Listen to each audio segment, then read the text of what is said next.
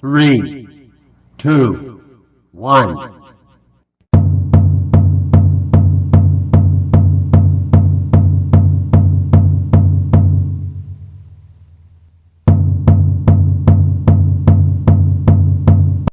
Pengertian dari layanan informasi.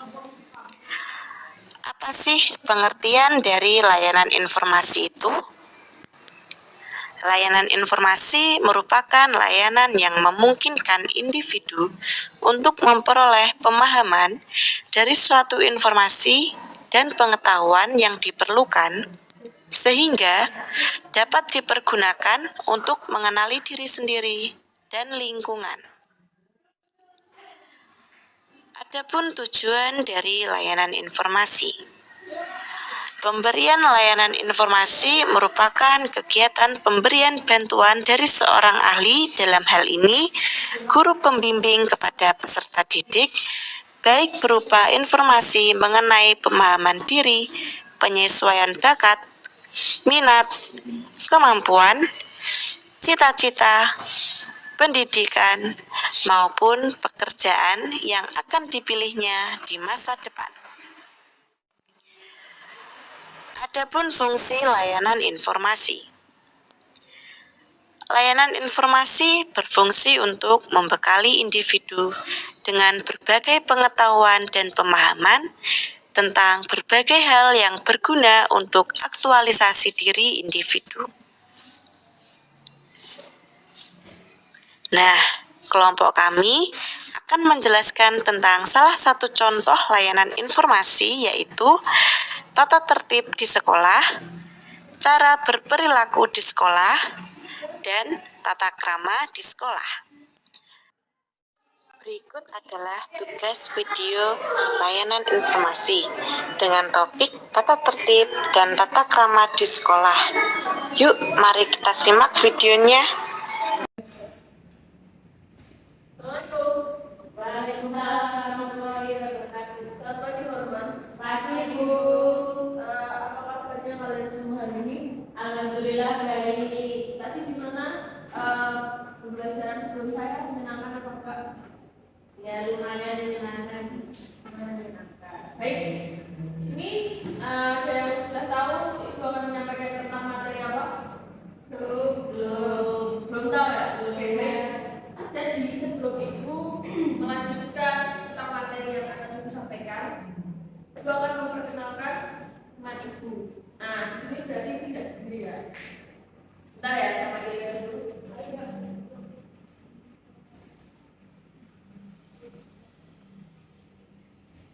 Baik, nah di sini saya tidak sendiri, saya bersama teman Ibu. Boleh berkenalan? Selamat pagi semua. Pagi. Perkenalkan, nama Ibu Wafa. Di sini saya teman dari Ibu. Oke, jadi kan tadi sebelumnya saya belum berkenalan ya. Oke, baiklah. Jadi di sini nama saya Eudio Puspitasari, kalian bisa memanggil saya Ibu Ki. Baik, karena kita belum berdoa, sebelum memulai materi, kita akan berdoa untuk kepercayaan dari kita masing-masing. Berdoa dimulai. Berdoa selesai, makasih teman-teman. Nah, oke, kita akan mulai dengan materi yang pertama, yaitu dengan materi layanan informasi. Kalian sudah tahu apa itu layanan informasi? Belum. Oke. Apa aja yang ada di layanan informasi? Adik-adik belum tahu? Belum. Oke, yang pertama ada tata tertib di sekolah. Nah, apa aja sih tata tertib di sekolah? Kalian tahu nggak tata tertib di sekolah itu apa? Seperti apa contohnya gitu tata tertib? Contohnya itu seperti memakai seragam yang lengkap, Terus? tidak terlambat, Ya, terus? tidak bolos jam pelajaran. Namanya siapa Mbak? Mbak Alda. Oke, plus buat Mbak Aura. Yang lain belum tahu ya? Berarti nanti kalau belajar ibu sama Mbak Aura ya. Oke, jadi ibu akan menjelaskan tentang tata tertib di sekolah. Di sini udah ada. Tata tertib di sekolah adalah seperangkat ketentuan maupun peraturan yang telah disepakati oleh lembaga organisasi pendidikan yang bertujuan untuk menciptakan suasana lingkungan pendidikan yang aman, nyaman, dan kondusif. Itu Mbak, adik-adik. Sudah paham? Berarti tata tertib di sekolah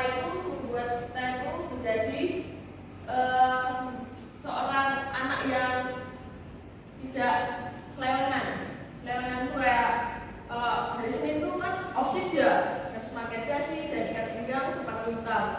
Nah itu harus pakai dasi. Kalau selewengan itu nggak pakai dasi, terus nggak pakai ikat pinggang, terus bajunya kotor, nah itu tidak boleh. Jadi di sekolah diadain tata tertib sekolah. Nah selanjutnya apa sih tujuannya? Monggo Mbak, ini akan dijelaskan oleh teman saya. Di sini saya akan lanjutkan tujuan dari tata tertib sekolah. Yang pertama ada mewujudkan dan mencapai tujuan pendidikan nasional seperti yang diamanatkan oleh pembukaan Undang-Undang Dasar 1945. Yang selanjutnya ada meningkatkan kemampuan dan ketangguhan sekolah dalam menghadapi berbagai tantangan. Yang ketiga, membentuk mental, karakter, moral, watak, dan perilaku positif pada diri siswa supaya menjadi sebuah kebiasaan yang dilakukan penuh rasa disiplin sesuai norma luhur yang berlaku di dalam masyarakat. Yang keempat, ada menciptakan sebuah kondisi lingkungan sekolah yang aman, nyaman, tentram, serta kondusif sehingga kegiatan belajar mengajar bisa berjalan dengan baik dan lancar. Yang kelima, melatih dan menumbuhkan rasa tanggung jawab pada diri setiap siswa. Dan yang terakhir, ada membatasi perilaku siswa selama berada di lingkungan sekolah. Seperti itu. Nah, jadi adanya tata tertib di sekolah itu bukan cuma sekedar buat ditempel aja, buat diingat aja, tapi juga untuk membentuk mental, karakter, moral, watak, dan perilaku positif pada siswa. Nah, gitu teman-teman. Jadi yang selanjutnya apa sih manfaatnya? Monggo Mbak dilanjut. Manfaat dari tata tertib sekolah. Yang pertama, ada mendapatkan lingkungan sekolah yang nyaman dan aman sehingga kegiatan belajar mengajar serta aktivitas lainnya tidak terganggu. Yang kedua, meniadakan jarak yang bisa berakibat pada munculnya kecemburuan sosial karena perlakuan yang tidak sama pada setiap siswa. Yang ketiga, menumbuhkan rasa kebersamaan karena setiap siswa wajib mematuhi tata tertib sekolah tanpa terkecuali. Nah, ini di sini saya katakan. Tapi kalian sudah tahu kan tujuannya sudah untuk apa? Sekarang saya tahu. Tujuannya untuk apa tadi? Membentuk mental, Ya. karakter, moral, watak, dan perilaku positif pada diri siswa. Nah, terus kan di sini juga ada menciptakan sebuah kondisi lingkungan sekolah yang aman, nyaman, tentram, serta kondusif. Nah, kalau di sekolah itu kalian kondisinya nyaman, tentram, kondusif, kalian juga tenang kan belajarnya, juga nyaman kan? Nah, itulah mengapa diadai tata tertib di sekolah. Lanjut dari manfaatnya. Manfaatnya tata tertib di sekolah adalah siswa memiliki pedoman dalam berperilaku di sekolah sehingga nantinya di masa depan sudah memahami mana hal yang benar, mana sesuatu yang salah sehingga harus dihindari. Melatih siswa untuk mengendalikan diri dari perilaku yang tidak baik dan merugikan dirinya sendiri maupun orang lain serta lingkungan. Nah, jadi di sini tuh tata tertib di sekolah itu kita bisa belajar, kita bisa membedakan mana yang baik, mana yang tidak baik itu. Jadi kita harus mematuhi ya supaya tata tertib itu bisa kita terapkan di dalam hidup kita sendiri. Nah, gimana sih cara berperilaku baik di sekolah? Tahu gimana caranya? Mematuhi tata tertib, Bu. Ya emang betul. Ya ada yang lain. Menghargai guru, Oke, bisa. bisa. Ya, terus Tidak berkelahi di sekolahan. bisa. Oke, jadi cara berperilaku baik di sekolah itu. Nah, ini ada beberapa perilaku yang baik di sekolah. Yang pertama, selalu dengarkan guru. Nah, kayak kalian ini, contohnya gini, saya sudah menjelaskan materi tentang layanan informasi, kalian mendengarkan, nah itu sudah termasuk baik sekali ya. Terima kasih ya adik-adik. Nah, yang kedua, mengikuti arahan dari guru. Dan yang ketiga, berusahalah untuk mendapatkan nilai yang bagus. Jadi kalian harus giat belajar supaya mendapatkan nilai yang bagus. Yang keempat, berpartisipasi di dalam kelas. Contohnya kayak tadi saya bertanya, kalian menjawab. Dan yang kelima, diam. Jangan berbicara kepada teman kamu atau mengganggu kelas.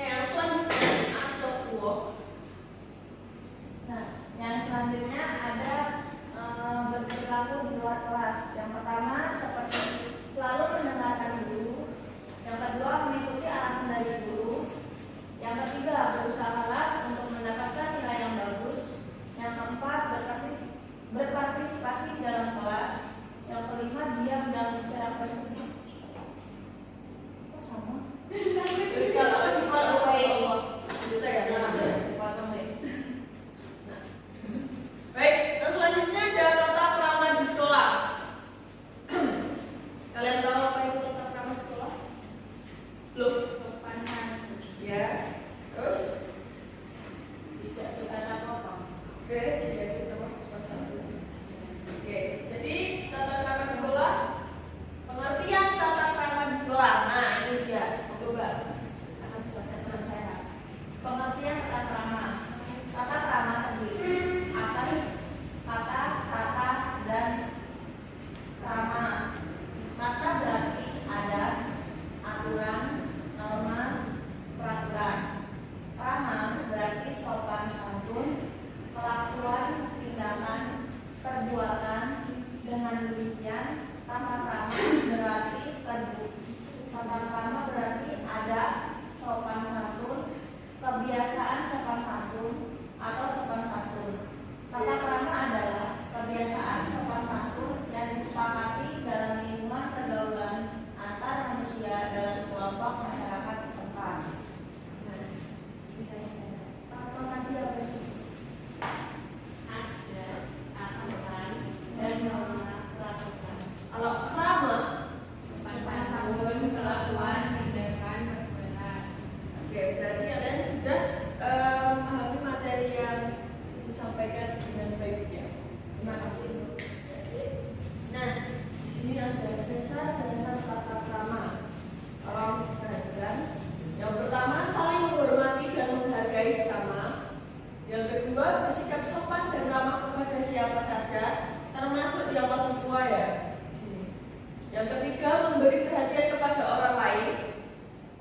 Yang keempat berusaha selalu menjaga perasaan orang lain dengan menjaga perkataan dan perbuatan. Yang kelima bersikap ingin membantu. Yang keenam memiliki rasa toleransi yang tinggi. Dan yang terakhir dapat menguasai diri mengendalikan emosi dalam situasi apapun. Yang dimaksud memiliki rasa toleransi yang tinggi itu ada yang tahu nggak itu apa? Belum tahu? Nah, memiliki rasa toleransi yang tinggi itu ketika umpamanya di hari Jumat, teman-teman yang muslim, yang laki-laki itu kan harus diwajibkan sholat Jumat ya. Nah, ada sebagian teman kita yang non muslim itu menghormati itu, jadi dipersilakan, tidak usah duduk nggak usah minum itu nggak boleh. Jadi kita harus silakan monggo. Terus diingatkan sholat juga itu memiliki rasa toleransi yang tinggi ya teman-teman. Terus bersikap sopan dan ramah kepada siapa saja. Kalian sudah menerapkan itu belum di dalam diri kalian? Ya, bagus. Ibu senang sekali kalau kalian memiliki sikap kayak gitu. Oke? Nah, terima kasih sudah mendengarkan materi yang Ibu sampaikan. Kurang lebihnya Ibu mohon maaf. Terima kasih. Wassalamualaikum warahmatullahi wabarakatuh. Waalaikumsalam warahmatullahi wabarakatuh. Nah, jadi teman-teman, ini adalah video penjelasan dari layanan orientasi dengan mengambil pembahasan tentang laboratorium BK. Yuk, mari simak video berikut ini. Assalamualaikum. Waalaikumsalam.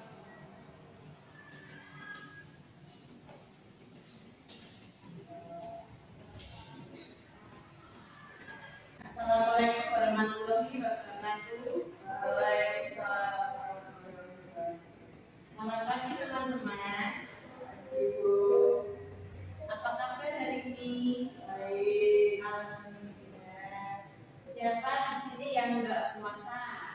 Jujur ya. Oh, kenapa Mbak? Oh iya. Jadi kita harus toleransi ya teman-teman. Jadi sebelum kita memulai pembelajaran pada pagi hari ini, mari kita berdoa terlebih dahulu. Di sini siapa yang ingin memimpin berdoa? Enggak ada? Atau malu? Karena baru ya? Ya, saya jawab dulu. Oh ya, silakan Mbak. Doa menurut bacaan dan keyakinan masing-masing. Doa.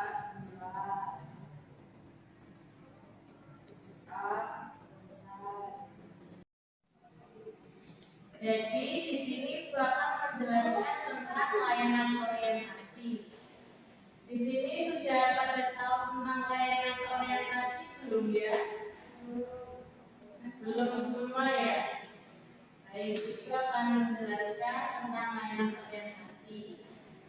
layanan orientasi itu adalah layanan bimbingan yang diberikan untuk memperkenalkan peserta didik baru terhadap lingkungan guru. Nah, seperti kalian di sini kan belum pada mengenal ibu ya. Nama ibu siapa? Nah, nama ibu awal letarnya Firdausi. Boleh dong ibu juga kenalan sama kalian. Dari Mbak sini boleh perkenalkan namanya ya, Mbak. Halo Mbak Faiza. Terus Mbak di sampingnya.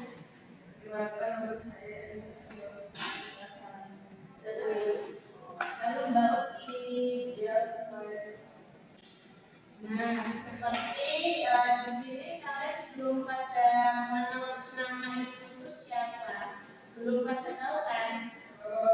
Nah, nama ibu itu awal ketanya Firdausi, bisa dipanggil Awal.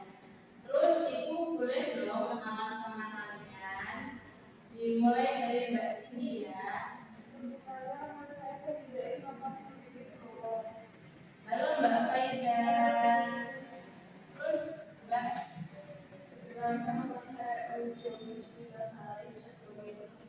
Halo Mbak Uki. Nah, jadi seperti itu ya teman-teman layanan orientasi itu. Yang kalian nggak tahu bisa tahu. Jadi biar kalian tuh nggak bingung nantinya pas pertama kali masuk di sekolah ini. Seperti itu. Dan banyak juga contoh-contoh lain layanan orientasi yang contohnya itu kayak fasilitas memperkenalkan fasilitas-fasilitas di sekolahan, terus memperkenalkan guru mata pelajaran, pokoknya banyak banget ya teman-teman.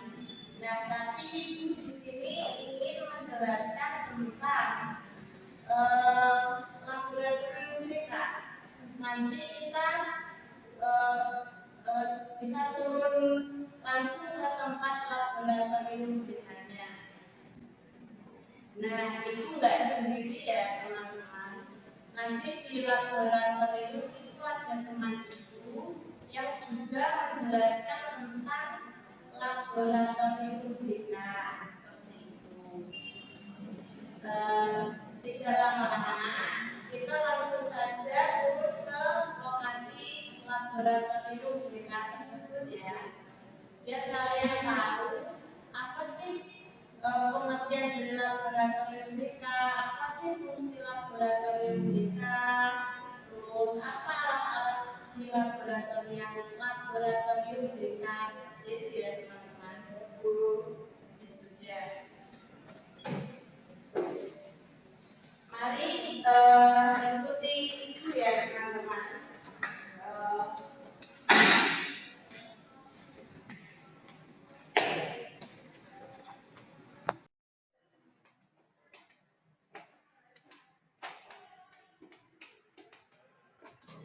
Nah, jadi teman-teman, jika kalian ingin ke ruangan lab BK, kalian harus meminjam kuncinya terlebih dahulu ya di ruangan TU. Karena biasanya lab BK di sini digunakan untuk bersama-sama. Jadi, jika tidak ada guru BK, kalian boleh kok untuk meminjamnya. Kemudian, jika kuncinya sudah diberikan, kalian harus mengisi seperti di video ini ya, supaya mengantisipasi kuncinya tidak mudah hilang. Seperti itu teman-teman.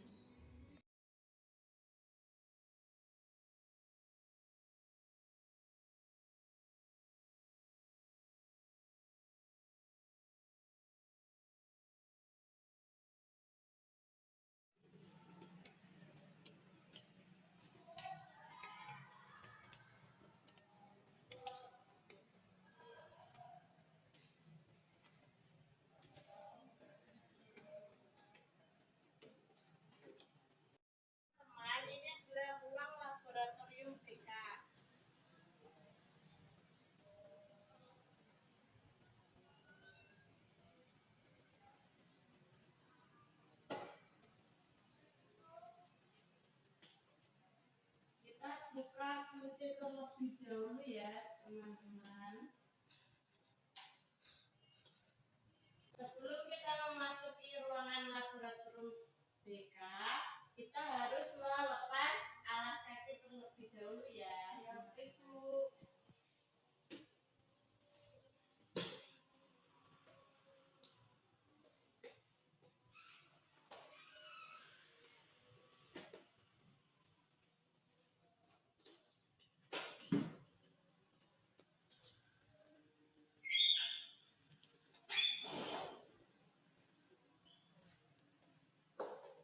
Silakan masuk teman-teman.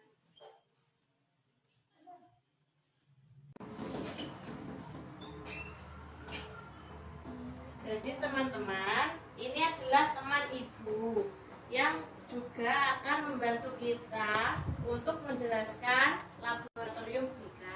Seperti itu ya. Ibu. Oke, perkenalkan nama saya Ibu Natalia. Di sini saya juga sebagai juru BK.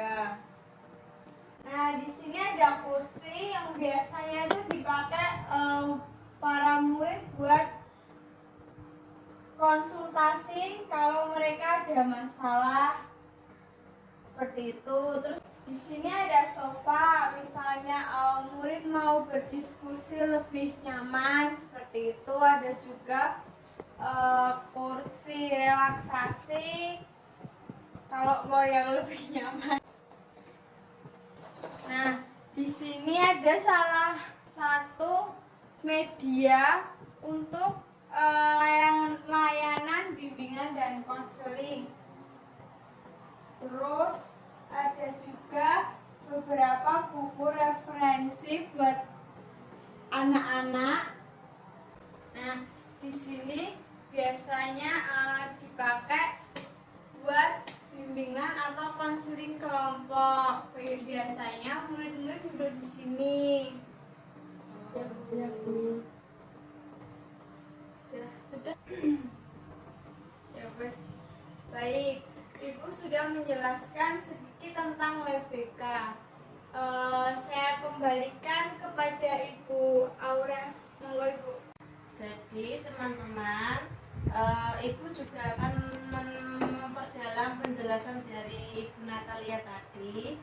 Tadi sudah dijelaskan ya dari Ibu Natalia. Nah, apa sih laboratorium BK itu? Jadi laboratorium BK itu adalah tempat atau ruangan untuk melakukan sesi konseling.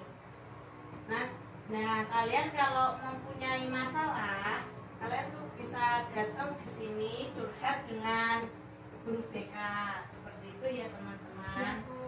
Nah, di sini ada kursi untuk melakukan sesi konseling tersebut.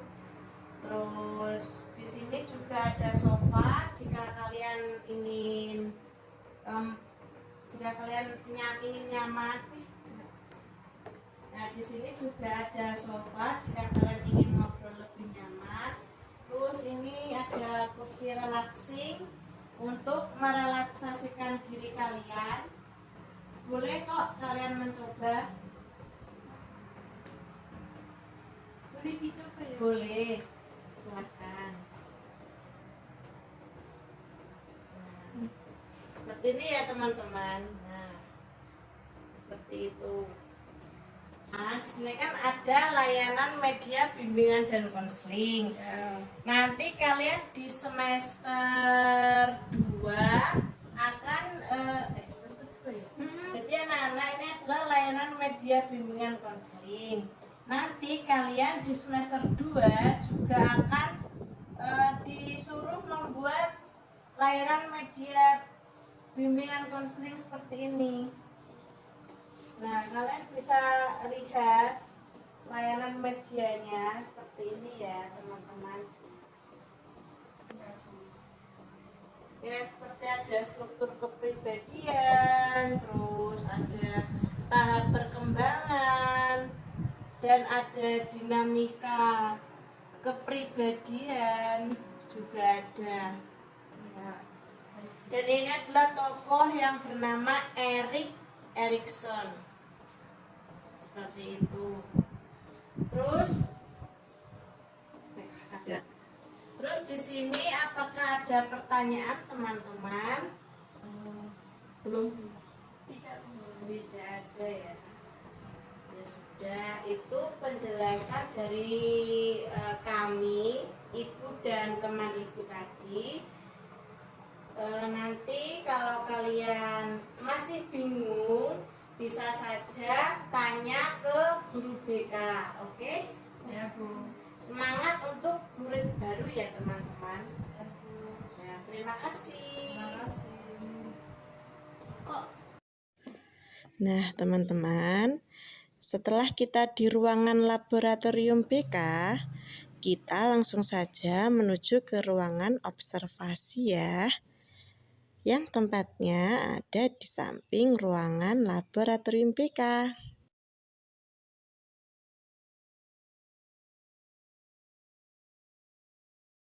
Nah, ini dia ruangan observasi. Kalian tahu tidak apa fungsi dari ruangan observasi itu? Jadi, Ibu akan menjelaskan ya. Ruangan observasi memiliki banyak fungsi, diantaranya untuk konseling, bimbingan, testing atau psikotes, dan non-testing. Pemberian non-testing seperti angket, interview kejadian, checklist, kelebihan dan kekurangan, wawancara, analisis data, dan lain sebagainya. Kemudian laboratorium BK itu dilengkapi dengan banyak media ya, media audio, visual seperti TV, handycam, video player, VCD atau DVD player. Nah, ini yang Ibu tunjukkan adalah salah satu media di laboratorium BK, yaitu televisi tadi. Kemudian kalian jangan lupa untuk menutup pintunya jika kalian sudah menggunakan ruangan tersebut. Dan yang kalian harus ingat, jika sudah menggunakan ruangan laboratorium BK dan ruangan observasi, kalian juga jangan lupa untuk mengembalikan kuncinya. Jika kalian bertanya, di mana Bu untuk mengembalikan kunci ruangan laboratorium BK dan ruangan observasi? Pasti jawabannya di awal kita pinjam, yaitu di ruangan TU. Jadi, jika kalian sudah memakai laboratorium BK dan ruangan observasi, kalian wajib mengembalikan kuncinya di ruangan TU. Seperti itu ya teman-teman. Nah, itu tadi adalah penjelasan tentang layanan orientasi mengenai laboratorium BK. Semoga kalian betah ya di sekolah ini. Dan jangan lupa untuk semangat terus teman-teman.